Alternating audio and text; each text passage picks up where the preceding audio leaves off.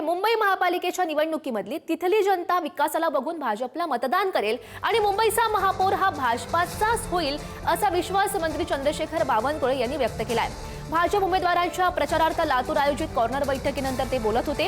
राज्यामधील 29 महापालिकांपैकी 2/3 महापालिकांमध्ये भाजपचा महापौर राहील आणि सर्व महापालिकांमध्ये भाजपाला मोठं यश मिळेल आणि या ठिकाणी विरोधक किंचित राहतील अशी प्रतिक्रिया त्यांनी बोलताना व्यक्त केली आहे।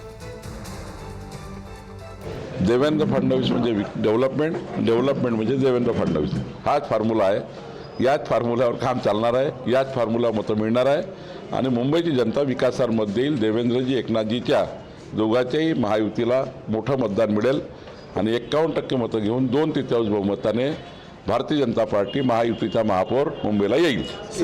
भारतीय जनता पार्टी महानगरपालिकामध्ये क्रमांक 1चा पक्ष राहील।